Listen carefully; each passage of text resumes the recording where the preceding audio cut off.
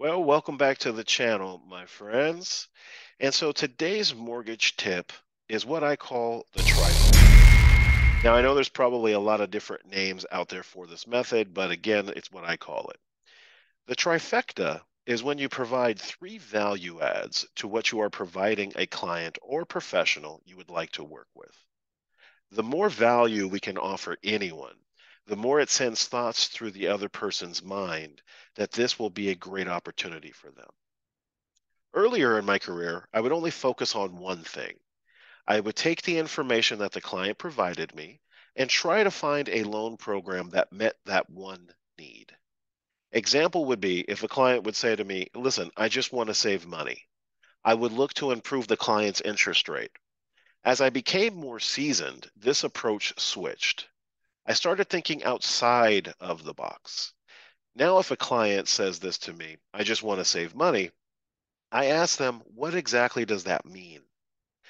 I'm asking so I can find out what saving money means to this actual borrower. My follow-up questions would be, are you looking to save money on a monthly basis? And if the answer is yes, what would be the ideal amount of savings per month? Are you looking to save on the amount of interest you will pay the bank for your loan? If yes, then I want to look at shortening the term of the mortgage and dropping the interest rate. What are your plans for your property in the next 3 to 5 years? If looking to sell in 3 to 5 years, then shortening the term and rate won't actually help. It would be a waste of money because the shortening of the term would actually cost them more money monthly.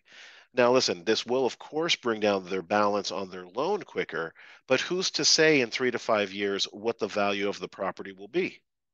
This may be a waste of money if they lose equity due to declining property values. By asking these additional questions, it allows me to get into their thoughts. The more I am in the client's thoughts, the better I can assess the situation and help. I have found that borrowers equate rate with monthly payment, meaning when a client says, I want to drop my interest rate, they are simply stating that they want to save money monthly.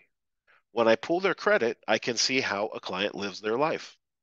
This lets me know how they pay their bills. Are they overextended on their credit cards? Are they just getting by, etc.? They feel that if they save $100 or $150 on their mortgage, that this will somehow create financial freedom. Always remember, people don't know what they don't know. They are okay with leaving their mortgage at 2 or 3% interest while they pay 13 to 28% interest on all of their other debts. They will drown themselves in other debt and think they are smart by having such a low rate on their mortgage. Then they will think of other ways to pay off these debts, a personal loan, borrow money from family or friends, whatever it may be. What they aren't seeing is that most Americans live check to check. We live month to month. We are not mortgage professionals only. We are also financial advisors. We see the client's whole financial situation. We read an application. We read their credit report. We have their whole life's credit profile right in front of us. We have their last 2 year history in the form of a loan application. It's our job to hear a client's needs and provide them with the best way to meet those goals. If payment equates to interest rate, then we must educate.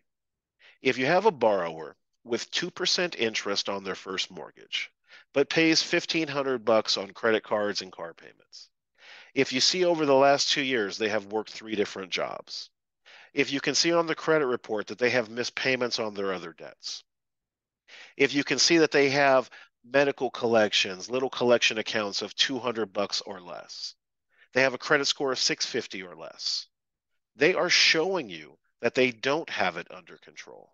They are showing you that no one has taken the time to break down their financial history and teach them how to actually be financially sound. This is your opportunity to provide them with value. In anything we do in life, if we do the same thing over and over again and expect a different result, this is insanity. You must change your approach or plan for a different result. This is the same for your borrower. And it's our job to go over what we see with our borrowers. We must review their entire profile and then educate them. Now, listen, we cannot control if they're going to follow our plan, but you will be doing them a disservice if you don't try. You will be providing them with exactly what they're asking for, just not in the way they were expecting it. It's important to know that you shouldn't have any negative feelings about going over their credit history, going over their employment history, going over their life profile.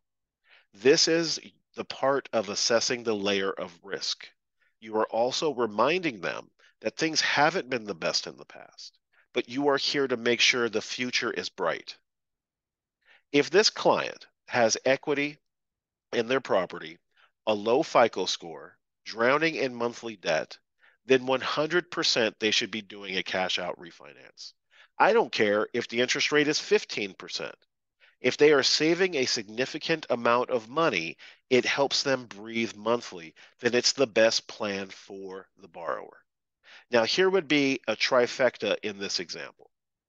Number one value add, you're saving more money monthly. Provide them with the monthly savings number, the 6-month total savings number, and the full year projected savings number. An example would be $500 a month, 3,000 in the next 6 months, 6,000 in 12 months, a trifecta. This helps them not only look at the immediate savings, but projects the thousands of dollars they will save by doing this plan. In 6 months or so, credit score would significantly increase. Credit is everything nowadays. Your score represents the layer of risk associated with your ability to repay a debt. The lower risk, the better the rate. The higher the risk, the higher the rate. You can also do a what if simulator and play with paying off these debts and provide it to your client. I personally would do a 3-month, a 6-month, and a 12-month credit score what if simulator. Again, another trifecta. And step number 3, game plan for when credit score improves. You're going to be doing another loan in the foreseeable future. This is only a band-aid loan. This is to help their credit score increase and while they save money monthly. Ultimately, we want to get them in the loan that they'll stay in for the foreseeable future or if interest rates drop. But we have to set them up for future success. You can price their loan out with the 3-month, 6-month, and 12-month projection of credit score and show them how the higher credit actually gets them the better rate. Again, another trifecta. It's important that we don't talk ourselves out of a loan. After you pitch this loan, they may be inclined to deny your offer. Again, the trifecta comes into play. You should already have a plan for an equity line of credit or a HE loan to help with their monthly obligations. You should also have a rate and term option, which would conclude the trifecta when discussing these options. I would then go back over all 3 options and show them the monthly projected 6-month and yearly savings again plan, right? You want to go over every option. Whichever option saves the most money, you should stick with, but don't be pushy. Sometimes people need to learn from their losses, and not everyone will listen. You can lead the horse to the water, but you cannot make them drink. Well, my friends, that was today's mortgage tip. I hope this message finds you well, and as always, stay home.